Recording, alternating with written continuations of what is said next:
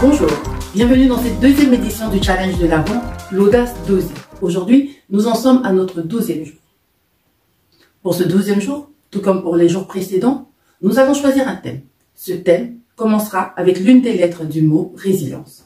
La résilience est la capacité à faire face aux adversités de la vie, à transformer la douleur en force et surtout à se surpasser. La résilience nous permet de comprendre que nous sommes les seuls maîtres à bord de notre bateau et que surtout notre bonheur ne dépend que de nous. C'est à nous de façonner, de construire notre destin. Je suis Marissa, coach, formatrice et fondatrice de Risa S Consulting et Academy. Pour ce deuxième jour, nous allons évoquer un thème qui commence par la lettre E. E comme émotion, ou devrais-je dire intelligence émotionnelle. Nous allons parler de l'intelligence émotionnelle aujourd'hui. Pour atteindre des objectifs importants en tant qu'être humain, nous avons besoin des autres. Nous avons besoin de travailler avec les autres. Nous avons besoin de nous associer avec les autres. Il existe chez nous, les êtres humains, un besoin qui correspond à la capacité unique de travailler avec et par les autres pour atteindre nos objectifs les plus importants. L'intelligence émotionnelle intervient à ce moment-là. C'est en fait un ensemble de compétences qui nous aident à reconnaître, à comprendre, à gérer nos propres émotions ainsi qu'à reconnaître, comprendre et influencer les émotions des autres. L'intelligence émotionnelle, qui est aussi appelée quotient émotionnel, est la capacité de comprendre, d'utiliser, de gérer ses propres émotions de manière positive afin de soulager le stress, de communiquer efficacement et de faire preuve d'empathie envers les autres. En fait, de surmonter les difficultés et de désamorcer les conflits. Les chercheurs suggèrent qu'il existe 4 niveaux différents d'intelligence émotionnelle. Donc, nous avons 4 principes fondamentaux en fait de l'intelligence émotionnelle, à savoir la conscience de soi. La conscience de soi, c'est percevoir ses propres émotions dans l'instant. Donc, c'est vraiment la perception des émotions. Il y a la gestion de soi. La gestion de soi, c'est ce qui se passe lorsque nous agissons ou que nous n'agissons pas. C'est en fait la capacité de raisonner à l'aide de nos émotions. On a la conscience sociale. Donc, la conscience sociale, c'est percevoir ce que les autres pensent, percevoir ce que les autres ressentent. C'est l'écoute, c'est l'observation.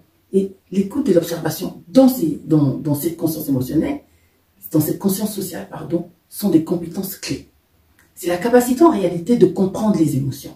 On a l'aptitude sociale. L'aptitude sociale, c'est la capacité de gérer les émotions.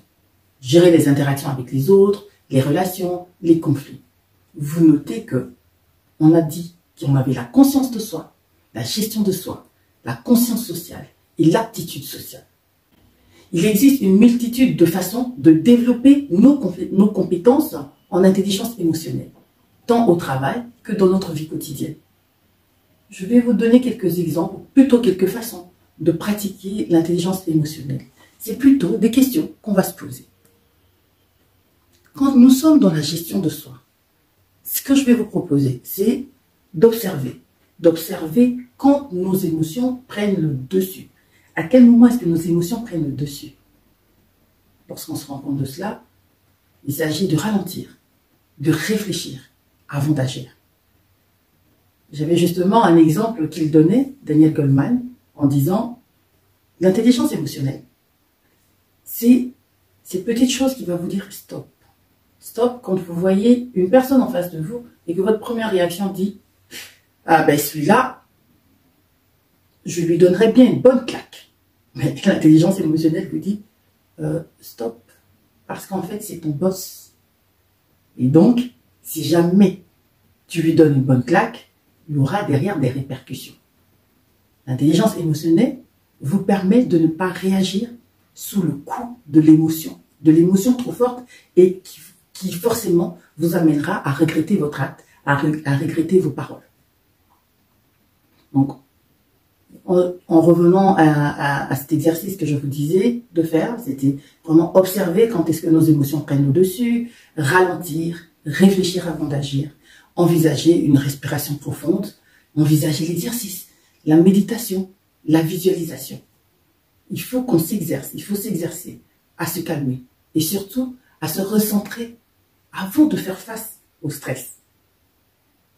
On dit aussi de ne jamais répondre lorsqu'on est sous le coup de l'émotion. Vous savez, hein, cette phrase aussi qui dit « tourner sa langue 7 fois dans la bouche avant de parler ». Ou simplement, quand on est trop en colère, de compter dans la tête jusqu'à 5, de prendre une inspiration profonde afin de ne pas réagir de manière trop brutale. Il faut apprendre en fait à gérer nos émotions. Apprendre à gérer nos émotions pour éviter que notre habitat prenne le dessus. Évidemment, tout ceci passe par la conscience de soi. La conscience de soi, c'est de connaître notre corps, de savoir exactement quels sont nos déclencheurs émotionnels.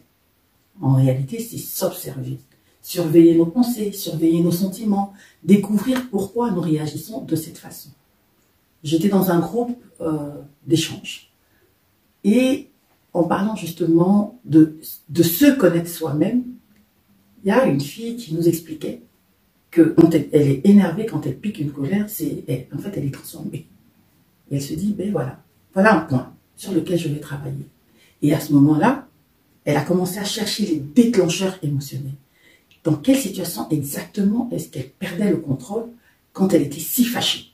Et en s'observant, en notant, en voyant tout et en voyant exactement ce qui la menait à ces situations-là, en voyant comment faire des exercices, ne serait-ce que de respiration, ou quand elle avait vraiment envie de répondre, elle fermait les yeux, elle prenait sa grande inspiration, elle comptait. Elle a commencé à mettre des petits mécanismes en place qui l'ont aidé à vraiment être plus calme et surtout à pouvoir répondre de manière posée sans laisser ses émotions prendre le dessus. Et là, je parle des émotions négatives, pas des émotions positives. Mais en faisant cet exercice, je vous propose de suivre, d'enregistrer les tendances que vous observez dans votre comportement, d'identifier les comportements négatifs dont vous êtes victime. C'est vrai qu'une prise de conscience accrue diminue les erreurs émotionnelles. Vous notez l'impact sur vous, vous notez l'impact sur votre équipe, vous notez l'impact sur votre entourage. Pour terminer, je vous invite à faire un exercice. Et cet exercice consiste à déterminer sur quoi vous devez travailler. Sur quoi devez-vous travailler? Je vous propose de passer en revue les principes fondamentaux de l'intelligence émotionnelle. Vous vous souvenez? Donc, demandez-vous ce que vous devez améliorer. Qu'est-ce que je dois améliorer? Qu'est-ce que je dois améliorer? Et pourquoi est-ce que cela est si important? Vous choisissez une compétence et dans chacune des capacités à développer, Donc vous choisissez une compétence dans chacune des capacités que vous devez développer. Et vous prenez 10 minutes, vous réfléchissez à ce que vous pourriez faire, à ce que vous pourriez améliorer dans ce domaine précis-là. Ensuite, je vous propose de confronter vos idées à quelqu'un qui vous est proche. Ça peut être votre collègue, ça peut être votre meilleur ami. Et vous permettez à cette personne, en fait, d'examiner ce que vous lui dites, de vous challenger par rapport à ce que vous lui dites et de vous donner un feedback. Un feedback avec des idées. Donc là, vous êtes vraiment dans l'exercice où vous faites un effort sur vous-même, vous partagez le fruit de ce travail et vous acceptez les retours des autres. Et à ce moment-là, je pense que en passant d'un domaine à l'autre, vous pouvez quand même faire pas mal d'exercices.